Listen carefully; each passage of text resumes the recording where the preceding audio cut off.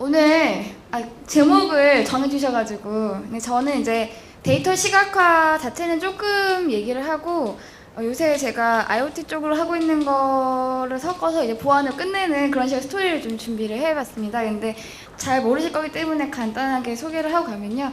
저는 이제 카이스트에서 뇌과학 전공하고 수학하면서 공대녀로 출발을 했고, 근데 이제 뭐 뜻이 있어서 이제 사회과학 쪽으로 K스쿨로 유학도 했었고요. 그리고 사실은 연대 로스쿨에 갔었습니다. 그리고 태평양 중재팀에서도 인턴까지 했었고요. 거기서 마키아벨리라고까지 들었긴 했는데 끝내지 않고 어떻게 보면은 제 사업 쪽으로 오게 된 사람이고요. 지금 저희 회사에서 여러 가지 하지만 가장 특화된 부분이 데이터 쪽으로는 뭐 문체부나 뭐 교통 데이터, 도로공사 이런 데서 공모전, 뭐 심사 자문 이런 것들 하고 있다고 말씀드릴 수 있을 것 같고, 저희가 좀 이따 보여드릴 어떤 실시간 인포그래피라는 개념이 좀 해외에도 드문 그런 거라서 뭐 겸임교수 하고 있다 이렇게 말씀드릴 수 있고요. 데이터 시각화나 데이터 저널리즘에 관한 내용은 이 책에 들어있어요. 혹시 관심 있으시면 보시면 좋을 것 같다는 부분이고, 저희 회사는 이제 이런 미션을 가지고 2년 반 정도 됐습니다만 이게 조금 발표 자료가 이런 여러 가지 이제 뭐 공기관이나 사기업이나 뭐 학교나 NGO들과 일을 하고 있다.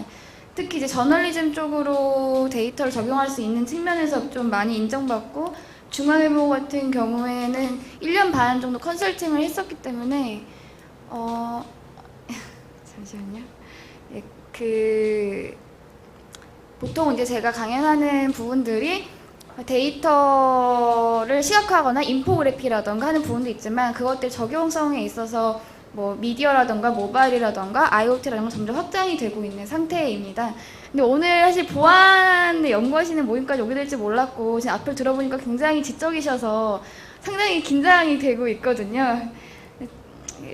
갱년시면 좋을 것 같고, 사실 이 책 소개를 잘 하진 않는데 오늘 제가 가져오진 못했는데, 로스쿨 다닐 때 제가 끝내진 않았습니다만 전 정말 법을 많이 사랑했다고 생각합니다. 지금 사랑하고요. 그래서 우리나라 법을 영미권의 영어 단어가 아니라 우리 법을 잘 표현하는 언어로 하는 방법이 무엇일까 고민도 많이 했었기 때문에 이런 식으로 법률 영어 핸드북이라는 책을 냈었고, 나름 잠깐이지만 베스트셀러도 됐었던 이제 그런 경력이 있다. 오늘 청중 분들하고 뭔가 교감을 하기 위해서 그냥 오랜만에 소개를 드렸고요. 그리고 그리고 저희가 이제 데이터 시각화가 좀 전문이긴 하지만은 제가 묻지 않는 이상 컨설팅 한다고 얘기를 안 하는데 이제 가끔 물어보시는 분들이 계시거든요. 그래가지고 검찰 같은 경우도 텍스트 마이닝으로 컨설팅을 했었습니다. 그래서 검찰 같은 경우는 지면 매체가 있는 20개 뉴스사에서 나오는 기사량이 1년에 2만 건 정도로 거의 비슷하거든요, 매년. 약간 줄어들고 있는 추세긴 한데, 근데 그게 박원순 시장님이 한 6천 건 정도 나오기 때문에 굉장히 많이 나오는, 미디어 많이 다루는 그런 기관입니다. 그런데 이제 그런 미디어가 다루는 검찰의 이미지라던가 이런 부분들을 모든 기사를 다 긁어서 2만 건의 기사를 긁고 댓글을 긁어가지고 분석하고, 이거 같은 경우는 그냥 그 중에 한 컷이긴 한데 어느 미디어가 많이 다루고, 그렇지만 네이버 탑같이 영향력을 갖고 있는 미디어는 무엇인지 뭐 이런 것도 분석을 하기도 하는 등 했습니다. 그리고 제가 창업하기 전에 했던 회사에서도 소송 커뮤니케이션이라고 해가지고 우리나라 대기업 중에 해외 소송하시는 회사들 도와드리면서 나름대로 소송 커뮤니케이션에 대한 이론 정립하기도 하고, 이런 식으로 우리 오늘 이 법률 분야랑은 좀 관여가 있다고 할 수 있겠습니다. 근데 이제 제가 하는 데이터 시각화라는 부분은요, 아시는지 모르겠지만은 전 세계적으로 소통의 모드가 문자에서 그림으로 넘어가는 부분이 있습니다. PT가 좀 예쁘게 넘어가지 않는데, 이거 같은 경우는 실제로 그렇다는 게 통계로 좀 나타나고 있는 부분이 있는 거거든요. 그래서 이거 페이스북 데이터인데, 페이스북에서 여러 가지 활동을 하지만은 사람들이 가장 많이 하는 거는 링크 공유이고, 그 다음에 뭐 상태 글 같은 걸 쓰는 거지만, 반응률 같은 경우는 오히려 거꾸로 사진이나 영상이 많이 나온다는 그런 데이터가 찍게 되는 걸 보면은 같은 내용이라도 이미지로 전달해야겠다는 생각을 많이 하시게 되는 부분이 있는 거고요. 아마도 영상 강화 정책이 페이스북 갖고 있기 때문에 더 영상 부분 지표는 올라가지 않았을까 생각합니다. 네. 그리고 이제 제가 뭐 유럽이나 여행을 가봐도 이렇게 신문이 잠시만요. 예. 그 신문이 거의 뭐 신문 지면의 반 이상이 그냥 그림이에요. 제가 신기해서 몰카를 찍은 건데요. 한 장 건더 한 장이 거의 저게 그림이고 거의 글은 서브로 되어 있을 정도로 어떻게 보면은 법률 하시는 분들께서는 이게 무슨 말이야 하실 수도 있겠지만은 소통의 모드가 많이 그리고 넘어가는 부분이 있다고 말씀드릴 수가 있고 그 말씀드린 대로 이제 미디어에서도 그런 걸 차용하려고 많은 노력을 하고 있습니다. 그래서 보통 제가 하는 인포그래픽은 데이터 시각화만으로도 100장 이상, 150장 이상 갖고 다니는 그런 내용이긴 한데 오늘 이 3분의 1 정도만 줄였고요. 그래서 인포그래픽을 하면 이렇게 영어고 뭐 한글도 아니고 글자도 많이 없지만은 단번에 무슨 내용인지 아실 수 있잖아요. 무슨 내용인지 아실 수 있을 뿐만 아니라 이제 큰 키는 진한 색이고 작은 키는 옅은 색이라서 어떤 이 대륙의 분포도 이렇게 한 번에 좀 북쪽이 크구나 이런 걸 아실 수 있는 거의 1초 만에 다셨을 건데 그런 게 이제 어떤 시각화의 힘이고 또 이런 식으로 무슨 내용인지 아시겠죠? 잘 모르시겠나요? 네, 여기 이거 EX가 무슨 뜻일까요? 맞습니다. 역시 센스 있으신 분들 많으시죠. 네.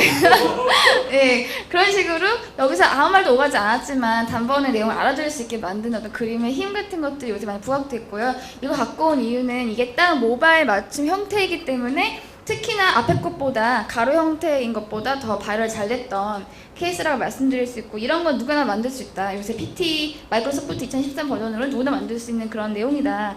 라고 해가지고 보통 이제 저는 이런 것들을 실제로 해볼 수 있는 어떤 퀴즈도 많고 합니다만은 오늘은 이제 약간 트렌드적인 측면에서 계속 소개만 드리는 식으로 갈 것 같아요. 그래서 보면은 이제 이게 해외에서 이쪽으로 좀 유명한 상이 말로피 어워드라는 상이 있는데 가디언이라는 영국 신문이 만든 이제 인포그래픽 케이스인데요. 제가 이걸 링크를 보여드리면 좋은데 오늘 약간 이제 불편할 것 같아서 말씀을 드리면은 여기다 이렇게 마우스를 가져다 대면은 여기 서브 정보가 변하거든요.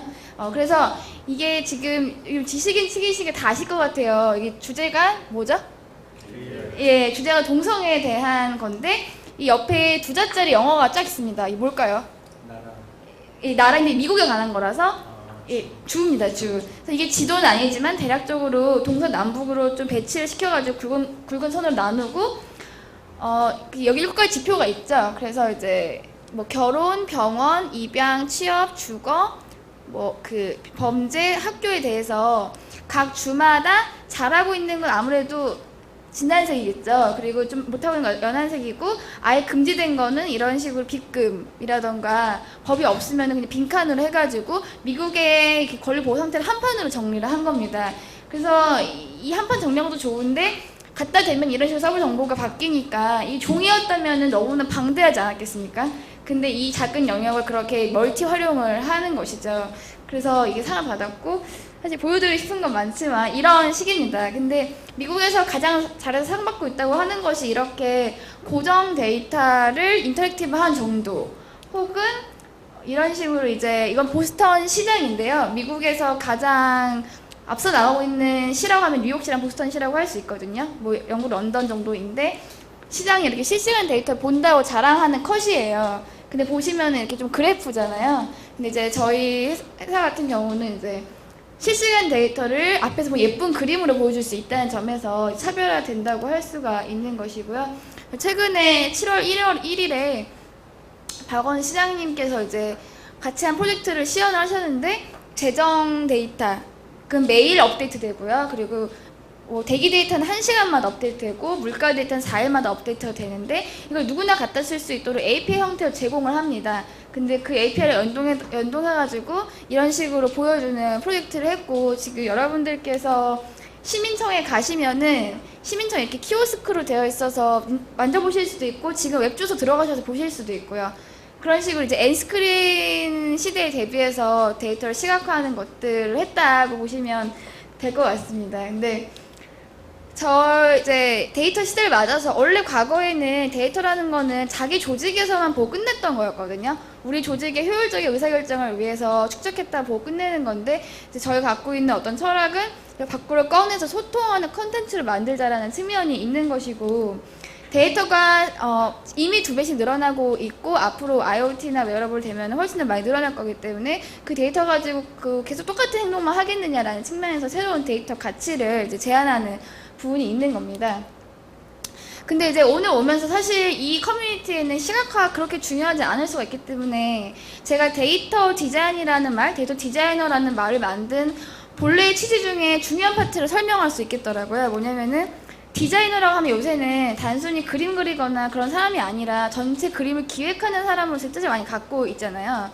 그래서 저희가 공공기관에서 데이터를 내놓는다고 하더라도 사람들이 어떤 데이터가 필요한지를 잘 모르고 일단 내놓는 경우가 많기 때문에 어떤 데이터가 필요한지부터 기획을 하고 그걸 축적해 나가는 게 굉장히 중요합니다. 사실 우리나라는 약간 덕후 문화도 부족하고 데이터도 지금 까보면 되게 누락이 많아요. 근데 오히려 중국 같은 경우는 지금 어땠을지 모르면서도 매장에 일단 IoT 센서 같은 거 다 깔고 데이터를 축적하고 있다고 합니다. 그런 식으로 일단 데이터를 기획할 수 있는 능력도 굉장히 중요하거든요. 그래도 융합도 되는 부분이 있고요. 그래서 저희가 데이터 디자이너랑 교육을 할 때 중요하게 생각하는 부분이 데이터를 이제 어떤 원석을 생각한다면은 그 원석 맨 나중에 반지의 그림을 생각해서 데이터를 캐내고 그거를 좀 다듬고 예쁘게 만드는 것까지 한 방에 할 수 있는 사람을 이제 새로운 신제꾼으로 제시를 하고 있는 부분이 있습니다. 제가 왜 이 말씀을 드리냐면은 이제 데이터가 늘어나야 할 과정에 있어서 이런 새로운 IoT 시대라는 것들이 결국에는 새로운 정보 구조를 기획하는 부분이 있다는 부분을 말씀드리고 싶은 겁니다. 이제 이게 제가 초연결 사이로 연결시키면서 보안의 이슈를 끌고 갈 내용인데요. 보통 이제 IoT라고 하면은 뭐 생각나세요? 비컨 같은 거 생각나시죠? 근데 사실은 비컨은 IoT라고 부르기 좀 애매한 부분이 있습니다. 서울시에 사는 간담회 같은 데 가봐도요, 거기 모임 업체들은 비컨은 IoT가 아닌데라고 궁시렁거리기도 해요. 왜냐하면은 물론 이게 우리가 정보를 옛날에 화면에서 보던 것보다 갑자기 벽에서 뭐가 튀어나오니까 신기하고 뭔가 무선으로 정보가 오니까 인터넷 같긴 하지만은 비컨 같은 경우는 그냥 그 안에 정보가 쏴지는 거거든요. 이 공기 중으로 이 지역에 있으면은 그거는 인터넷 연결과 무관한 거기 때문에 IoT는 사물 인터넷이잖아요. 그래서 인터넷은 아닐 수도 있는 겁니다. 그래가지고 유명한 이제 하버드 비즈니스 스쿨의 그 HBR이라는 잡지 아시죠? 거기에 유명한 폰터 교수님 같은 경우는 비컨 같은 제품들은 스마트 커넥티드 프로덕트라고 말을 해요. 그러니까 스마트 기기인 건 확실하고 연결된 기기인 건 확실하지만 사물 인터넷 기기인지는 확실하지 않을 수도 있는 그런 부분이 있는 겁니다.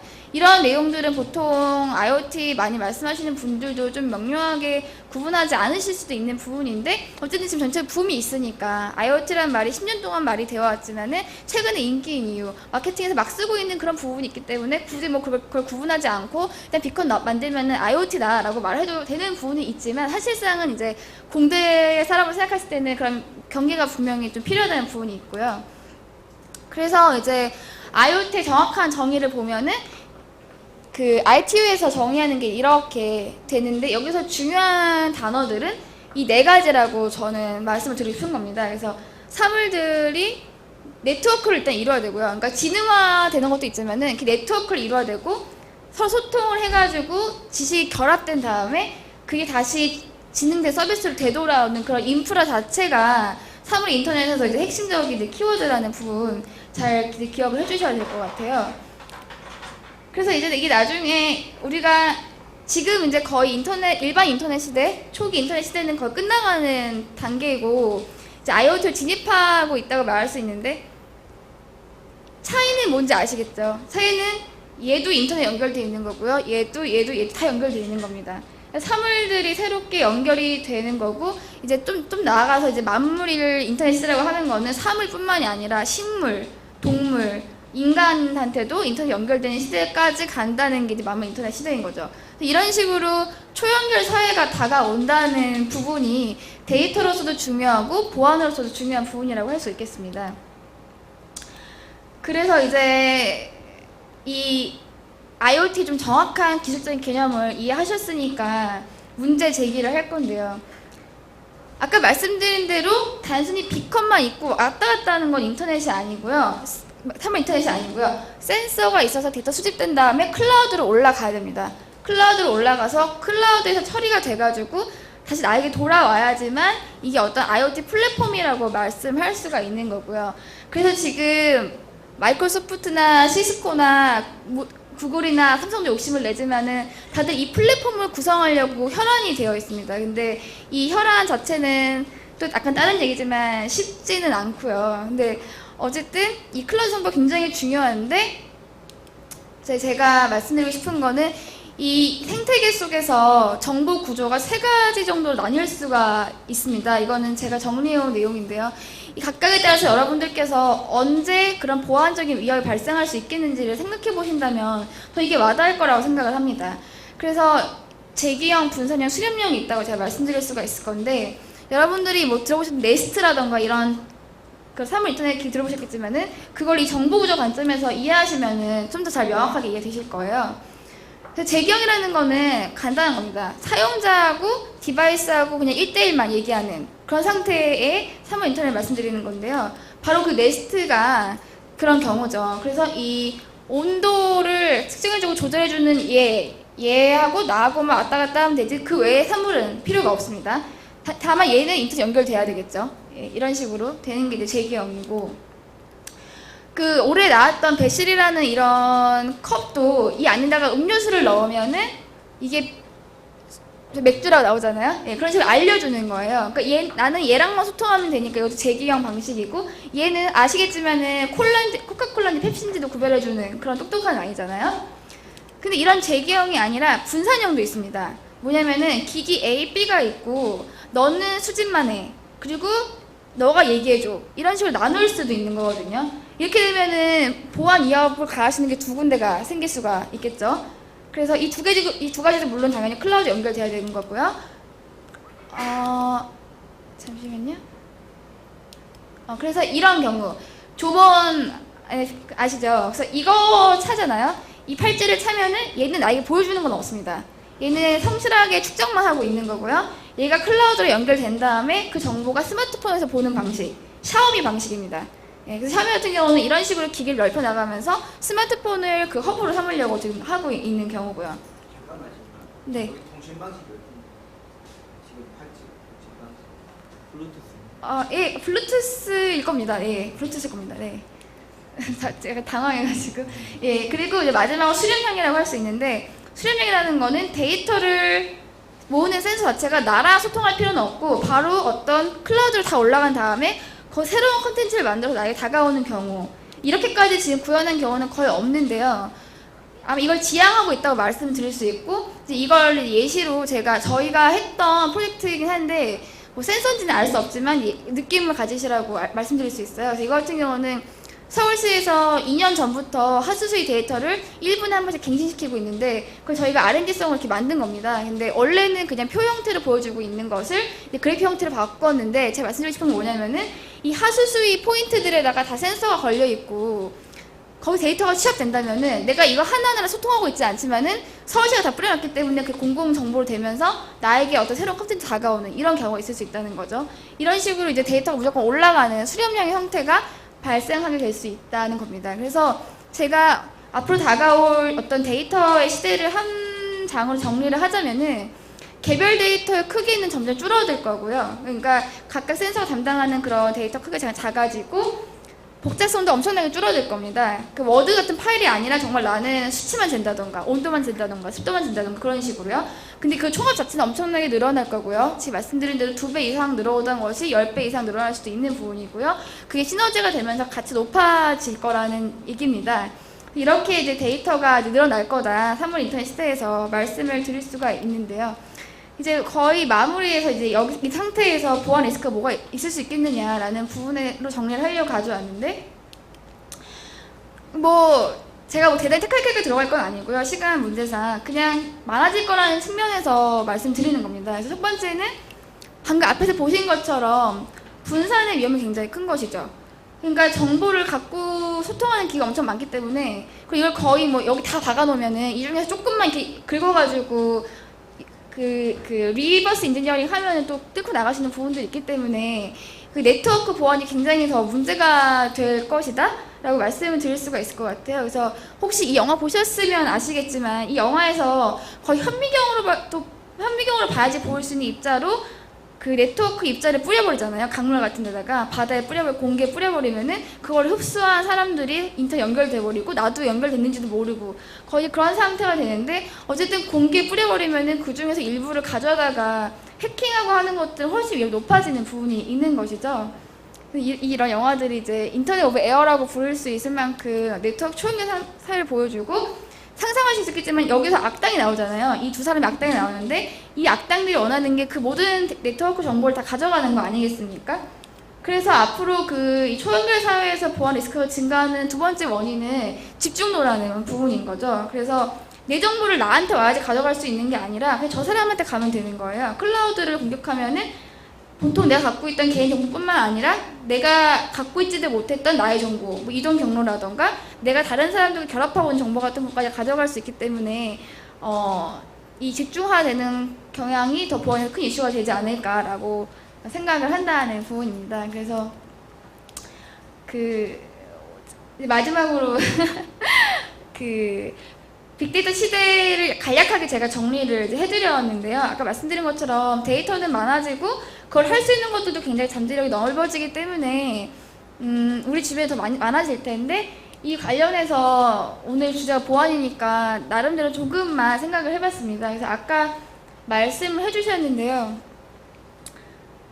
뭐 저희가 이제 핀테크랑 연결될 일이 좀 생겨가지고 하나 예시를 든 겁니다. 왜냐하면은 떠돌아다니는 정보 중에서도 가장 지키고 싶은 내용이 들어있는 게 이 핀테크 부분이 아닐까 싶어서 가져온 건데요. 아시겠지만은 이 아마존 같은 경우에는 원클릭 서비스 거의 10년 가까이 돼가는 그런 서비스이지 않습니까?